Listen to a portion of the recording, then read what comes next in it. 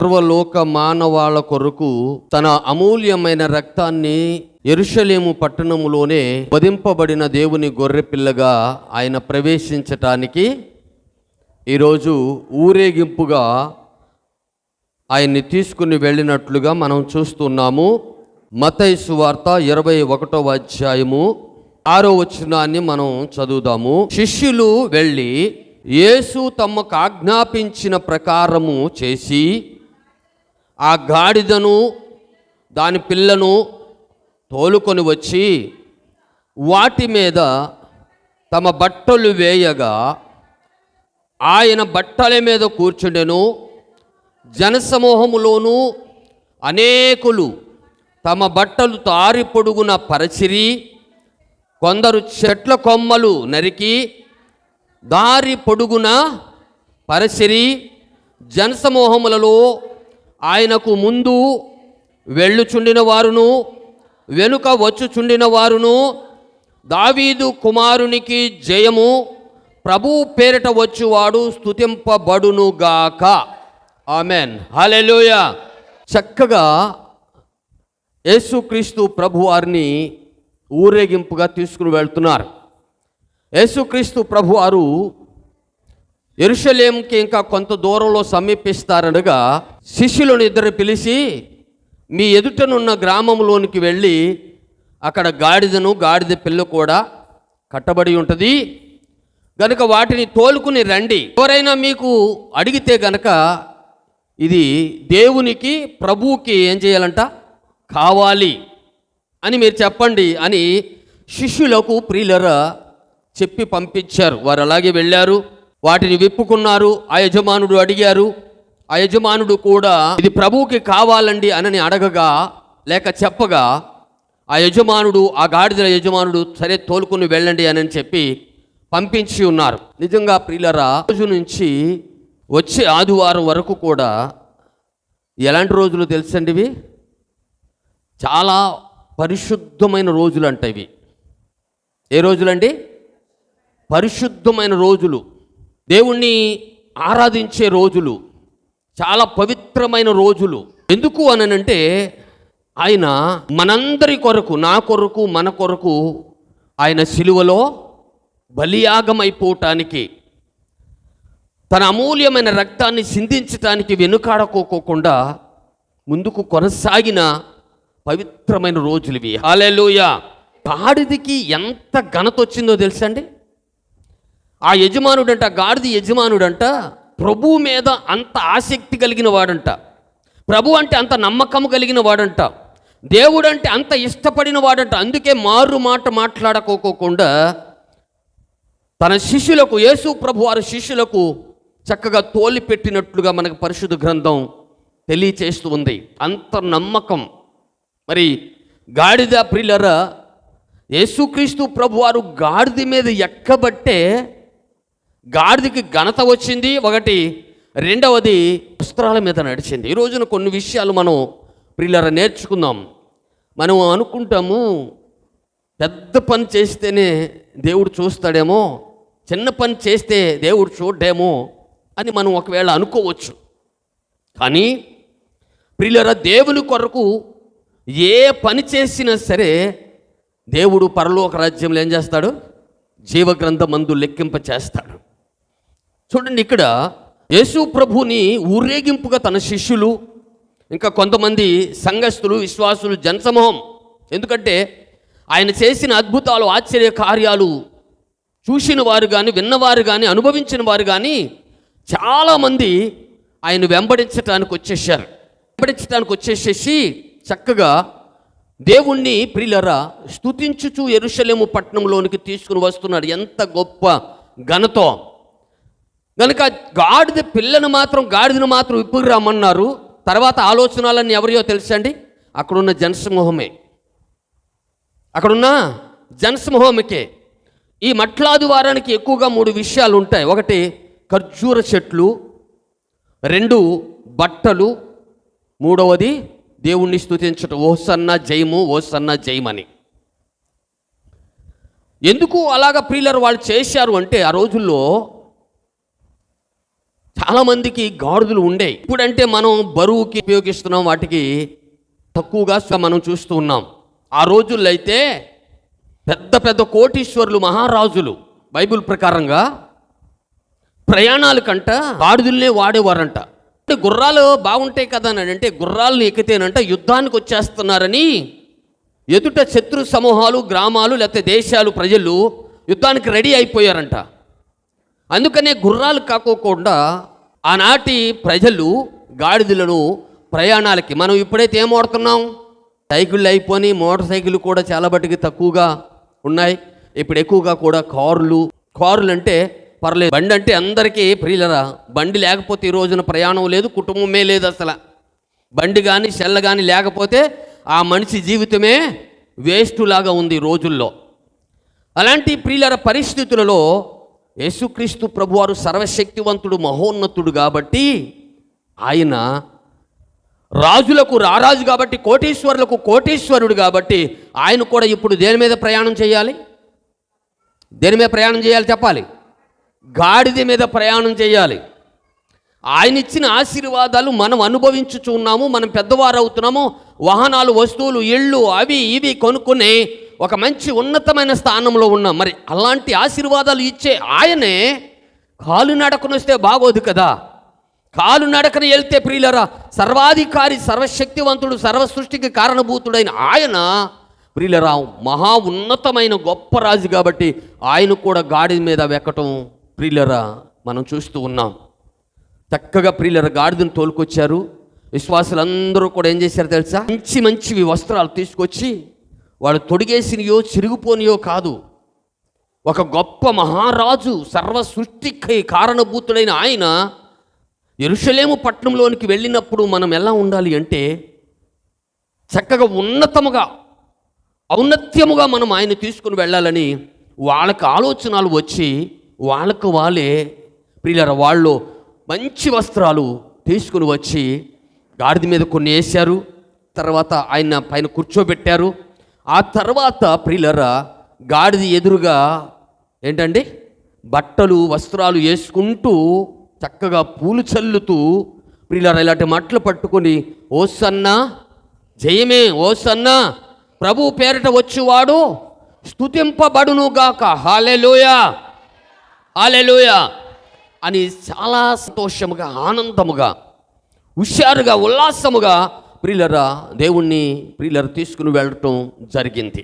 చూడండి అక్కడ లేవి ఖండములో దేవుడు ఏమని మాట్లాడుతున్నాడంటే 23వ అధ్యాయము 40వ వచనంలో దేవుడు చెప్పిన మాటలు, పాత నిబంధనలో చెప్పిన మాటలన్నీ కూడా కొత్త నిబంధనలో నెరవేర్పులు జరిగినాయి.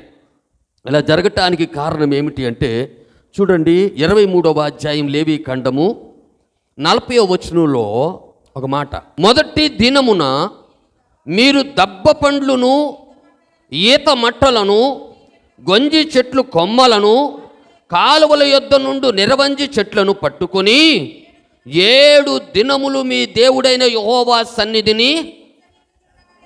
ఎన్ని దినాలండి? 7 దినాలు. 7 దినాలు. అందుకని 7 దినాలు ఈరోజు మొదలుకొని శనివారం వరకు, ఆదివారం పునరుద్ధానుడై పండుగ, ఈ 7 దినాలు కూడా పరిశుద్ధమైన రోజులు ఇవి. యేసుక్రీస్తు ప్రభువారు యెరూషలేములో సంచరించే రోజులు, గెత్సేమనే తోటలో ప్రార్థన చేసిన రోజులు, బెతానియా అనే ప్రాంతములో లాజరు, మార్తా, మరియమ్మ గృహాలను దర్శించిన రోజులు. ఈరోజు చాలా పరిశుద్ధమైన రోజులు, పవిత్రమైన రోజులు. ఎలా చేయాలి అంటే ఉల్లాసముగా ఏం పట్టుకుని దబ్బ చెట్లు, దబ్బ పండ్లను, ఈత మట్టలను, గొంజి చెట్లు కొమ్మలను, కాలువల యొద్ద నుండి నిరవంజి చెట్లను పట్టుకొని 7 దినాలు 7 రోజులు యెహోవా సన్నిధిని ఉత్సాహగానము చెయ్యాలి. ఎందుకు ఆ ప్రియులరా చెట్లను దేవుడు పోల్చాడు అంటే, చెట్లు పచ్చగా ఉంటాయి, పరిమళిస్తాయి, చక్కటి కాయలు కాస్తాయి. వాటికి ప్రియులరా సీకులు సింతలు తెలియదు, ఫలింపుకు సాదృశ్యముగా ఉన్నాయి చెట్లు.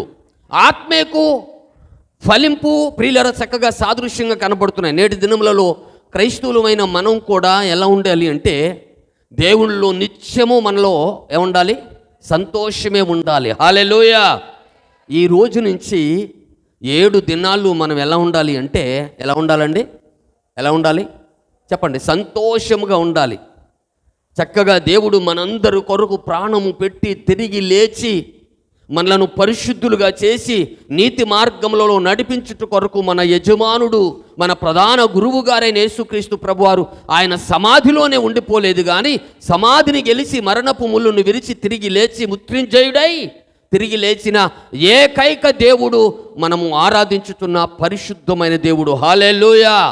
అలాంటి దేవుళ్ళో ప్రియులారా మనము చాలా సంతోషంగా ఉండాలి, చాలా ఆనందంగా ఉండాలి. ఎంత సంతోషం అంటే అవధులు లేవండి ఆ రోజున. ఎంత ఆనందం అంటే ఎవరు ఆపలేకపోయారు. ప్రియులారా, అనేక మంది యూదులు ఆయన మీద శత్రువులు, పగపట్టిన వారు. ఏంటి ఇంత ఘనత, ఇంత ఆశ్చర్యం! ఈయన రాజులాగా గాడిద మీద వస్తున్నాడే, పెద్ద పెద్ద కోటీశ్వరులే గాడిదల మీద వస్తారు, ఈయన సామాన్యమైన మనుషుడై ఉండి దేవుడిగా చెప్పుకుని ఈ విధముగా ఘనత పొందుతున్నాడు, ఘనతకు అర్హుడు కాదని యూదులు కొంతమంది ఏమన్నారు తెలుసా? అయ్యా, నీ శిష్యులను ఆపండి, వాళ్ళ గోలను ఆపండి, వాళ్ళ ఉత్సాహాన్ని ఆపండి, వాళ్ళ సంతోషాన్ని ఆపండి, వాళ్ళ కేకలను ఆపండి అని చెప్పమని చెప్పారు. అప్పుడు యేసుక్రీస్తు ప్రభువారు అన్నారు గాడిద మీద ఉండి, ఈ శిష్యులు గనక ఆగితే గనక ఏ కేకలేస్తాయి? రాళ్ళు కేకలేసేస్తాయి. హల్లెలూయా.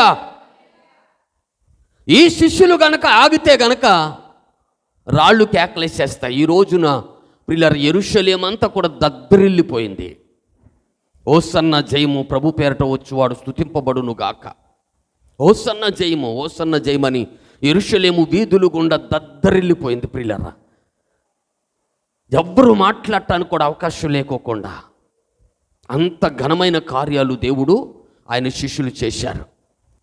చూడండి, ఖర్జూర మట్లు ఎక్కడుంటాయంటే చూడండి, అక్కడ యేస్కేలు గ్రంథంలో ఎందుకు అలా పోల్చాడో దేవుడు క్లియర్గా. మనం 7 దినాలు ఉత్సాహ పండుగలుగా మనం చెయ్యాలి. 7 దినాలు కూడా ఎంత ఆనందంగా మనం చెయ్యాలో దేవుని నామానికి మహిమ కలుగునట్లు. యేస్కేలు గ్రంథం 41వ అధ్యాయము 18వ వచనంలో ఎక్కడున్నాయో ఈ ఖర్జూరపు చెట్లు కొమ్మలు, కెరూబులను ఖర్జూరపు చెట్లును ఉండెను, దానికి 2 కెరూబుల సందున ఖర్జూరపు చెట్టు ఒకటి ఉండెను, ఒక్కొక్క కెరూబునకు 2 ముఖములు ఉండెను. ఎట్లనగా ఈ తట్టు ఖర్జూరపు చెట్టు వైపున మనిషి ముఖమును, ఆ తట్టు ఖర్జూరపు చెట్టు వైపున సింహము ముఖమును కనబడిన. ఈ ప్రకారము మందిరం అంతటా చుట్టూ.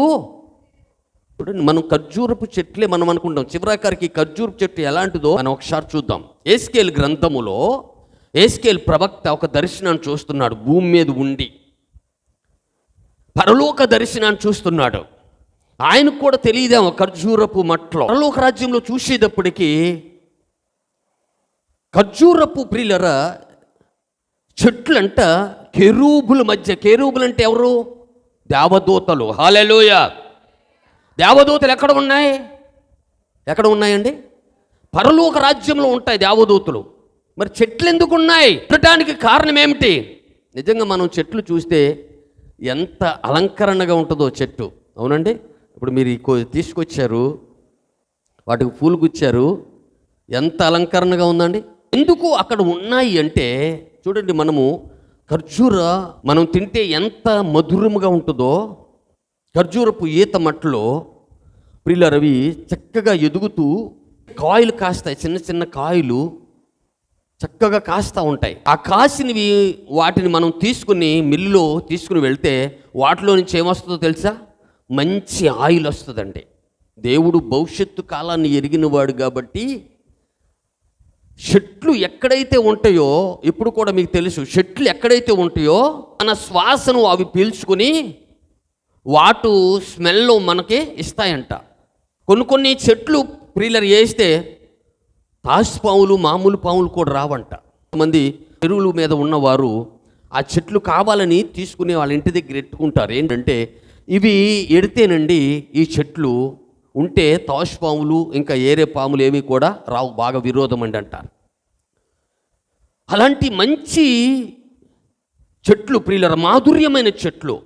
ఆ చెట్లను యేసయ్య ప్రవక్త ఎక్కడ చూస్తున్నాడండి? ఒక రాజ్యంలో సింహాసనం దగ్గర, దేవుని సింహాసనం దగ్గర కెరూబుల మధ్య అవి చక్కగా ఫలిస్తూ ఉంటూ పచ్చగా ఉంటూ, కెరూబుల మధ్య, రెండు కెరూబుల మధ్య ఒక ఖర్జూరపు చెట్టు ప్రియులరా ఉందంట.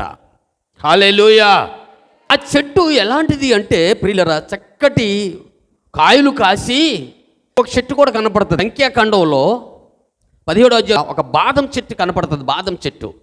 మోషేని పిలిచి, ఇదిగో 12 గోత్రముల వారి దగ్గర 12 కర్రలను తీసుకుని దేవుని మందిరంలో పెట్టి ఆ రాత్రి మీరు ప్రార్థన చేయండి. లోపల తాళవేసేసి బయటికి వెళ్ళిపోయి మీరు ప్రార్థన చేయండి. ఏ చెట్టు ఫలిస్తుందో, ఏ చెట్టు పచ్చగా ఉంటుందో, ఏ చెట్టు అభివృద్ధి చెందిద్దో ఆ చెట్టునే నేను ఎన్నుకున్నాను. ఆ చెట్టే హారోను చిగురించే కర్ర. ఏ చెట్టు అండి అది? బాదము చెట్టు అంట. బాదము చెట్టు ఎక్కడ పుష్పించిందండి? దేవుని మందిరములో. దేవుని మందిరములో బాదం చెట్టు పుష్పించటమే కాదు, దానికి పువ్వులు పూసేసింది, కాయలు కాసేసింది. హల్లెలూయా. ఒక్క రాత్రిలో చెట్టుగా దేవుడు మనలను ఎందుకు పోల్చాడు క్రైస్తవులు అంటే, మనము కూడా దేవుని సన్నిధిలో ఎక్కడే కానీ, భూలోకంలో కానీ, పరలోకంలో కానీ అలాగ ఆత్మీయమైన ఫలములు ఫలించాలని దేవుడు ఆశ. హల్లెలూయా, హల్లెలూయా. కనుక ఒక మంచి దర్శనాన్ని చూడండి. ఆ కొమ్మలు నరికి వచ్చారు. మనం అనుకున్నాం కొమ్మల వల్ల ప్రయోజనం ఏమిటనుకుంటాం. నేను అందుకే ఈ రోజులో దీని సారాంశం ఏమిటంటే, నీవైనా నేనైనా సరే భూమి మీద దేవుని పని కొరకు, దేవునికి ఏ కార్యమైనా మనం చేసినట్లయితే, ఆనాడు శిష్యులు మట్టలు తీసుకొచ్చారు. ఆనాడు శిష్యులు ఇంకా అనేక మంది వారు మంచి నూతనమైన వస్త్రాలు, మంచి వస్త్రాలు తీసుకొచ్చి యేసు ప్రభు నడిచే ఆ గాడిద కింద ప్రియులర వేశారు. ఆ గాడిద కింద వేశారు. ఎంత పూలు ప్రియులర. మనం ఎవరైనా గొప్పవారు వచ్చారనుకోండి, మనం ఏం చేస్తున్నాము? నిజంగా ఆ రోజున ప్రియులర యేసుక్రీస్తు ప్రభు వారికి ఊరేగింపుగా తీసుకుని వెళ్ళటానికి శిష్యులే కారణం. మంచి వస్త్రాలు చూడండి. ఇంకా ప్రకటన గ్రంథంలో కూడా ఎక్కడ ఏ విధంగా ఉన్నాయో ఒకసారి మనం చూద్దాం. ఈరోజు ఖర్జూరపు చెట్లు గురించి మనం నేర్చుకుంటున్నాము. ప్రకటన గ్రంథము 7వ అధ్యాయములో 9వ వచనంలో అక్కడ కూడా ఒక మాట చక్కగా రాసి ఉంచారు. అటు తర్వాత నేను చూడగా, ఇదిగో ప్రతి జనములో నుండి, ప్రతి వంశములో నుండి, ప్రజలలో నుండి, ఆయా భాషలు మాట్లాడు వారిలో నుండి వచ్చి ఎవడును లెక్కింపజాలని ఒక గొప్ప సమూహము కనబడెను.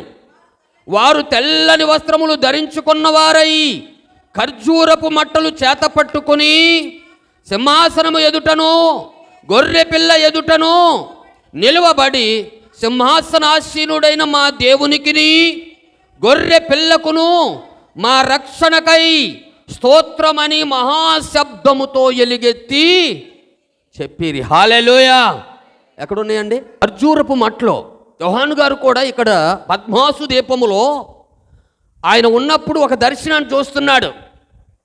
పరలోకములోనికి వెళ్ళిపోయిన ఆయన ఆత్మ ఆయన సింహాసనమును దగ్గర ఉంటూ అక్కడ లెక్కింపలేనంత జనసమూహము, కెరూబులు, 24 పెద్దలు, ప్రియులర 4 జీవులు, దేవదూతలు ఉండగా అక్కడ కూడా ఏంటండి ఏం పట్టుకున్నారండి? వారు తెల్లని వస్త్రములు ధరించిన వారై ఖర్జూరపు మట్టలు చేత పట్టుకొని. హల్లెలూయా. ఖర్జూరపు చేత. ఈ ఖర్జూరపు చెట్టు ఎవరు? అసలు ఎవరు? ఎందుకు ఉండాలి ఖర్జూరపు చెట్టు? దేవుడు ఎందుకు? అది సింహాసనం దగ్గర కూడా ఉందంట అక్కడ. హల్లెలూయా. ఖర్జూరపు మట్టలు చేత పట్టుకొని. కనుక ఈ రోజు ప్రియులరా మనకి అర్థమవుతుంది, దేవుని కొరకు మనం నిలబడితే ప్రభు ప్రియులరా అడుగుతాడు. ఏమని తెలుసా? ఆ రోజున మీరు ఏ విధముగా నన్ను ఊరేగింపుగా బహిరంగంగా ఆ రోజున ప్రియులరా యెరూషలేములోనికి నన్ను తీసుకుని వెళ్ళారు, కానీ ఈ రోజున మీరు మీ మందిరంలో చేసిన గొప్ప కార్యమును బట్టి నేనెంతో సంతోషిస్తున్నాను. చూడండి, ఖర్జూరపు మట్లు చేత పట్టుకుని సింహాసనము దగ్గర తెల్లని వస్త్రములు ధరించిన వారు దేవుని ఎదుట నిలబడి ఖర్జూరపు మట్లు పట్టుకొని ఏం చేస్తున్నారండి? దేవుని సింహాసనాసీనుడైన దేవుణ్ణి మా రక్షణ కొరకై దేవానికి స్తోత్రాలు అని చెప్పి దేవుని స్తుతిస్తున్నారు. ఖర్జూరపు మట్టలు ఎవరో ఒకసారి చూద్దాం. కీర్తనల గ్రంథము 92వ అధ్యాయము 12వ వచనంలో, నీతిమంతులు ఖర్జూర వృక్షము వలె మొవ్వువేయుదురు, లెబానోను మీద దేవదారు వృక్షము వలె వారు ఎదుగుదురు. యెహోవా మందిరములో నాటబడిన వారై వారు మన దేవుని ఆవరణములో ఏం చేస్తారు? ఎవరండి ఖర్జూరపు మట్టలో? ఎవరండి? నీతిమంతులు. నీతిమంతులు ఎవరు? నీతిమంతులు దేవుని తెలుసుకుని దేవుని రక్తములో కడగబడిన ప్రతి ఒక్కరు కూడా ఎలాంటి వారండి? నీతిమంతులే. దేవుని కొరకు సాక్షిగా నిలబడేవారు నీతిమంతులే. దేవుని కొరకు సాహసించేవారు నీతిమంతులే. దేవుని కొరకు ఎన్ని కష్టాలైనా ఎదుర్కొన్నవారు ఎలాంటి వారండి? నీతిమంతులే. ఈ నీతిమంతులు దేవుని మందిరములో ఎలా ఉంటారంట? అర్థమైందంటే ఖర్జూరపు మట్లు చేత పట్టుకునంటే చక్కగా ఖర్జూరపు మట్లు ఎలా ఉంటాయి? ఫలిస్తూ ఉంటాయి. మనకు తెలుసు కదా, వాటికి ప్రియులు చిన్న చిన్న చిన్న చిన్న చిన్న రౌండ్ రౌండ్ కాయలు కాస్తూ ఉంటాయి. ఇది ఒక సంవత్సరం పంట, లేకపోతే సంవత్సరానికి ఎన్నిసార్లు పండిద్దనంటే ప్రతి 3 ఏళ్ళకు కూడా పంట పండేద్దంట. సంవత్సరానికి 4 పంటలు దిగిద్దంట. సంవత్సరానికి శ్రీమంతు చెట్టది. మన ప్రభు శ్రీమంతుడు, అది కూడా శ్రీమంత. ఎందుకంటే సంవత్సరానికి 4 పంటలు ప్రియులరా మంచి దిగుబడి వస్తాయంట. మంచి దిగుబడి వస్తాయంట. వాటిని ప్రియులరా తీసుకుని వెళ్ళి ఇల్లులో వేస్తే చక్కగా అది మధురమైన ఆయిల్ను కూడా ప్రియులరా తీస్తున్నారు. దాని పొట్టు వల్ల కూడా ఇంకా కొంత ప్రియులరా మెడిసిన్స్ కూడా తయారు చేస్తున్నారంట.